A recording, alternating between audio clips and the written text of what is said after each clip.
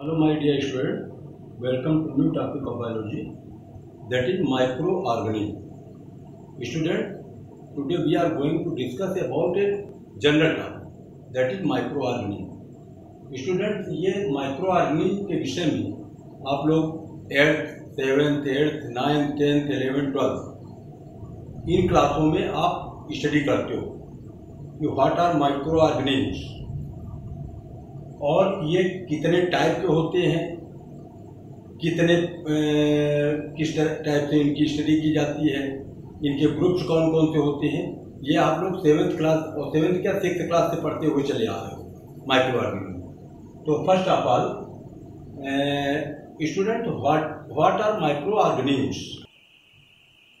Student, specially this topic is belonging to class 8th और आप अन्य क्लासों में भी स्टडी करते हैं माइक्रोऑर्गेनिज्म क्या है। स्टूडेंट, आप जानते हैं कि ऐसे जीव भी पाए जाते हैं नेचर में जिनको हम लोग नेक्ड आई से नहीं देख सकते, we can not see without microscope.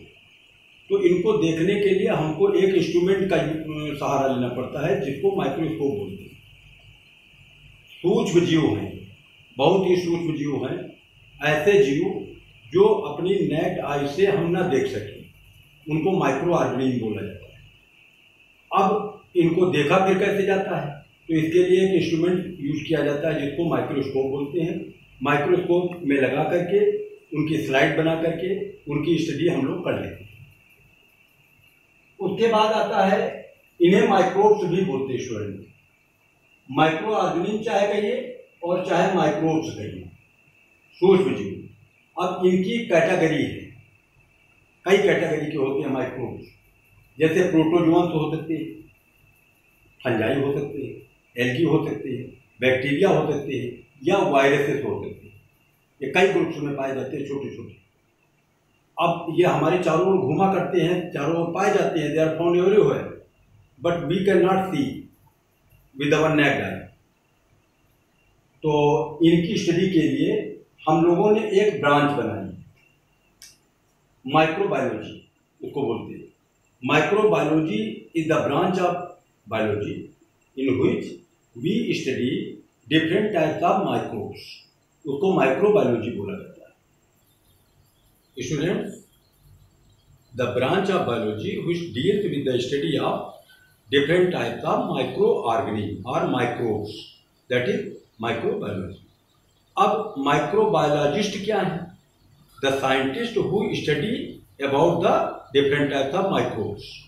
जो माइक्रोब्स या माइक्रो ऑर्गेनिज्म की स्टडी करते हैं साइंटिस्ट, उनको माइक्रोबायोलॉजिस्ट कहा जाता है। स्टूडेंट, अब ये होता है कि माइक्रो ऑर्गेनिज्म पाए कहाँ जाते हैं, हमको कहाँ देखने को मिलेंगे? तो they are found everywhere. Water में देखेंगे तो भी मिल जाएंगे, एयर में भी पाए जाते हैं, डेजर्ट एरिया में पाए जाते हैं, मार्शी प्लेसेज में पाए जाते हैं, प्लांट्स के अंदर पाए जाते हैं, एनिमल्स के अंदर पाए जाते हैं, यहाँ तक कि आपकी बॉडी के अंदर पाए जाते हैं। डिफरेंट टाइप्स के एनिमल्स पाए जाते हैं, उनके अंदर पाए जाते हैं। अब इनमें से कुछ बेनिफिशियल होते हैं और कुछ हार्मफुल होते हैं। तो एक हिसाब से देखा जाए कि ये माइक्रो ऑर्गेनिज्म हमारे लिए वरदान भी होते हैं और अभिशाप भी होते हैं। यानी ये हमारे लिए बेनिफिशियल भी हैं, लाभदायक भी हैं और हार्मफुल भी होते हैं। अब इनके विषय में अगर हम थोड़ा गहराई से स्टडी करें तो हम पाते हैं कि ये किन किन फॉर्म्स में पाए जाते हैं, इनका स्ट्रक्चर कैसे होता है, किस टाइप से पाए जाते हैं। तो ये यूनिसेलुलर रूप में पाए जाते हैं। हमारे इनका जो फॉर्म होता है यूनिसेलुलर, यानी एक सेल के बने हो सकते हैं, मल्टीसेलुलर हो सकते हैं, कॉलोनियल हो सकते हैं, कॉलोनी के रूप में पूरा ग्रुप में पाए जाते हैं, फिलामेंटस हो सकते हैं, लंबे से बहुत सारी सेल्स आपस में जुड़ी हुई पाई जाती हैं। तो ये इनके फॉर्म्स होते हैं, डिफरेंट टाइप्स के फॉर्म्स में ये पाए जाते हैं। जैसे यूनिसेलुलर के रूप में जैसे अमीबा है, पैरामीशियम यूग्लिना, ये सब पाए जाते हैं। और कॉलोनी के रूप में भी जैसे वॉलवॉक्स पाया जाता है, या कॉलोनी के रूप में बैक्टीरिया, फंजाई पाए जाते हैं। मल्टीसेलुलर के रूप में जैसे फंजाई पाए जा सकते हैं या कुछ एल्गी पाए जाते हैं।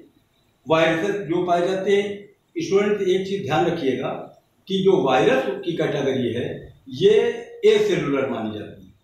वायरस में सेल नहीं होती, सेल नाम की कोई चीज नहीं होती। वायरस केवल दो चीजों के बने होते हैं, बाहर से प्रोटीन का कोट होता है और अंदर या तो डीएनए पाया जाएगा या फिर आरएनए पाया जाता है। तो इसमें सेल जैसी कोई संरचना नहीं होती, तो वायरस की एक अलग कैटेगरी होती है।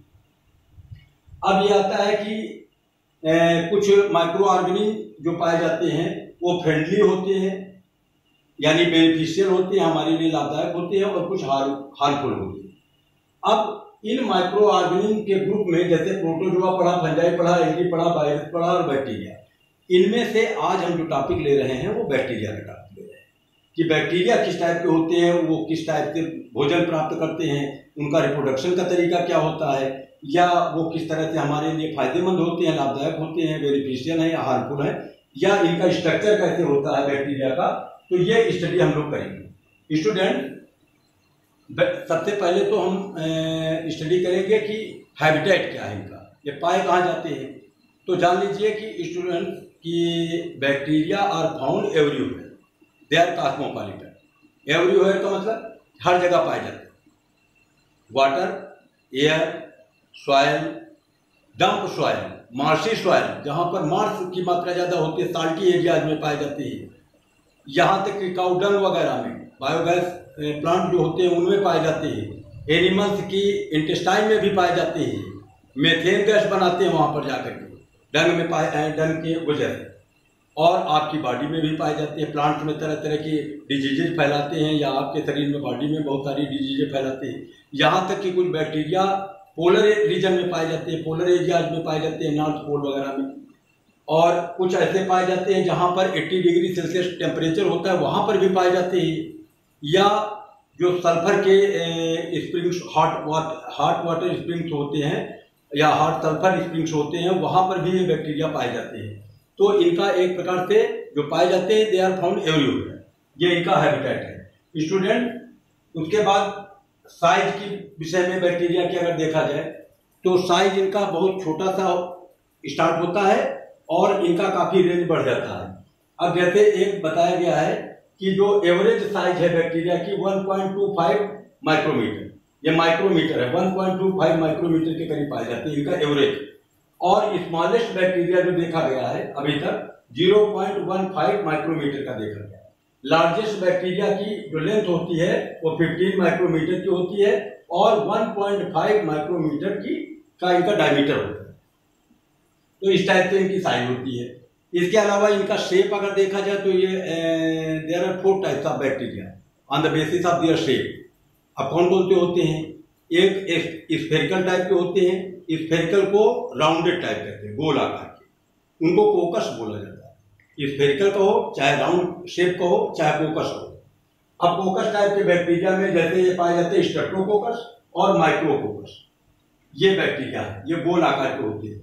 सेकेंड टाइप होता है जो शेप के आधार पर रॉड शेप, ये छड़ के आकार के होते हैं, लंबे रॉड के आकार के, जैसे लैक्टोबैसिलस है, स्यूडोमोनास।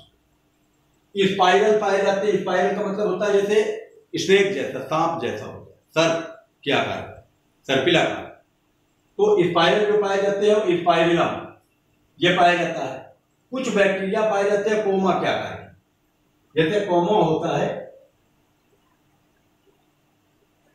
इस टाइप, कोमा क्या आकार। तो इसका एग्जाम्पल दिया विब्रियो, विब्रियो कॉलरी, एक बैक्टीरिया होता है जो आपके बॉडी में कॉलरा की बीमारी फैलाता है, तो ये कोमा के आकार के होते हैं। तो जो विब्रियो कॉलरी बैक्टीरिया है ये कॉलरा की बीमारी हम लोगों की बॉडी में फैलाती है। अब इनकी ग्रोथ का जो ग्रोथ कैसे होती है, ये क्या चाहते हैं किस में ज्यादा इनकी ग्रोथ होती है, तो दे नीड मॉइस्चर एटमॉस्फेयर।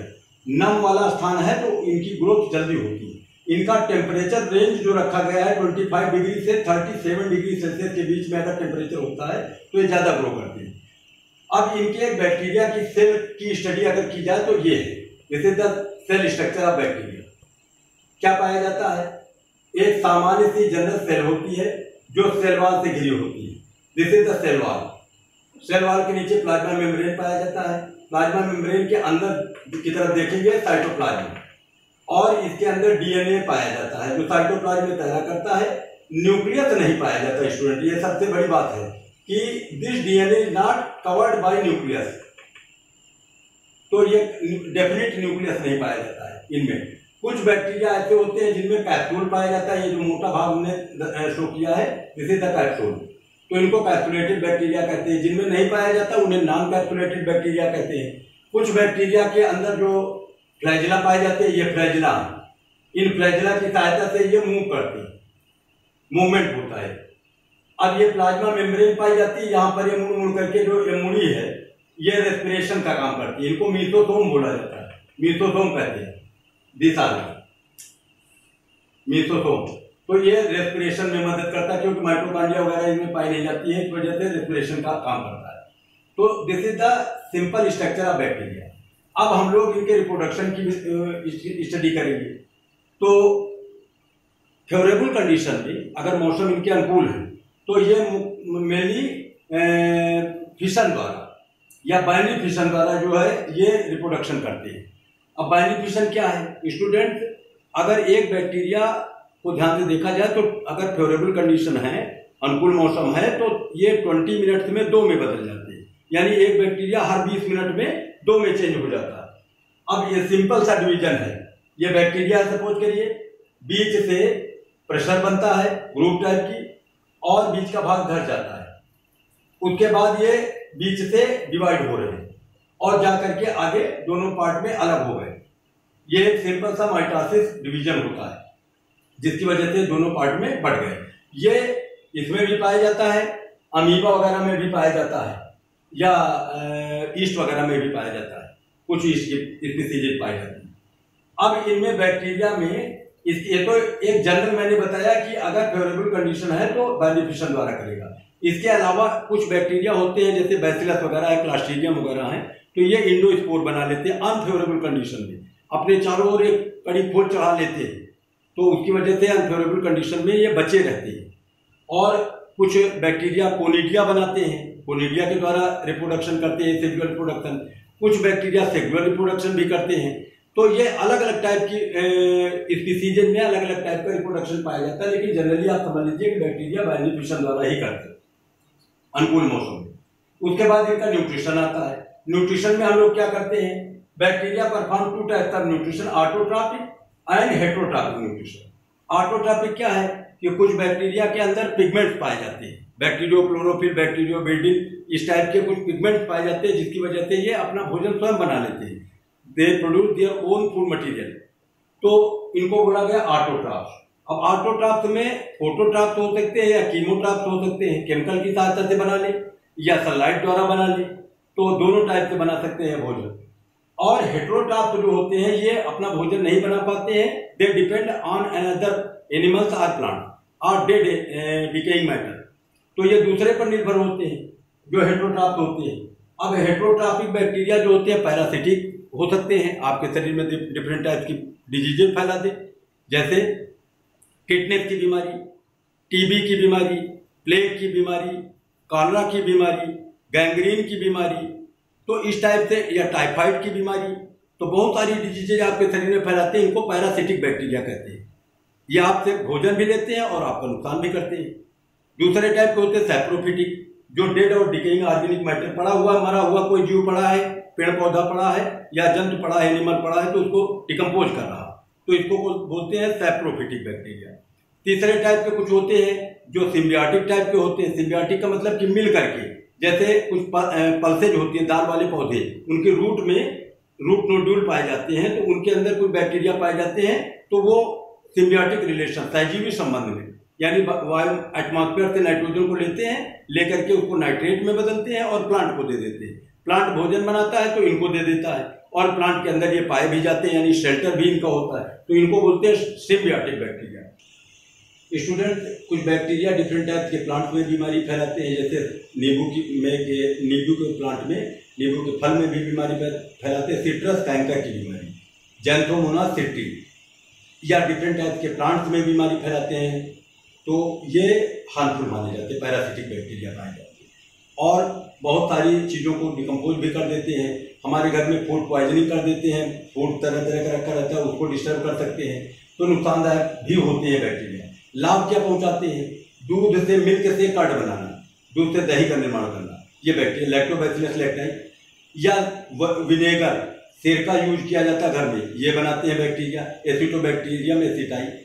या एस्टिक एसिड बनाने में या लैक्टिक एसिड बनाने में।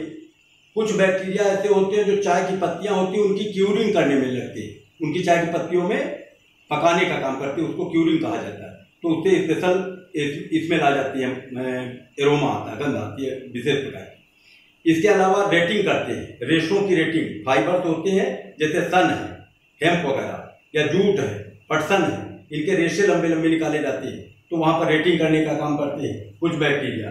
या बायोगैस के रूप में जो बायोगैस प्लांट होता है वहाँ पर मेथेन गैस बनाने में यूज करते हैं, मतलब मेथेन गैस बनाते हैं।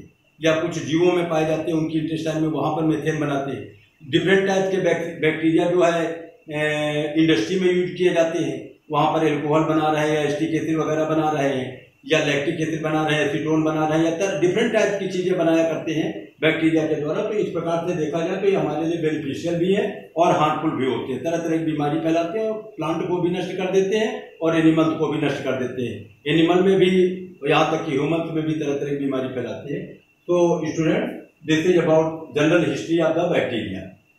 और हमारे हिसाब से आपके समझ में आ गया होगा बैक्टीरिया, और आगे के जो टॉपिक है प्रोटोजोआ, फंजाई, एल्गी वायरस वगैरह, ये हम नेक्स्ट वीडियो में आप लोगों को समझाएंगे। स्टूडेंट, अगर इसमें कोई डाउट है या कोई प्रॉब्लम आपको क्रिएट होती है तो हमारे कमेंट बॉक्स में आप उसको नोट कर सकते हैं, तो हम नेक्स्ट वीडियो में आपकी प्रॉब्लम को दूर कर देंगे। Okay, thanks.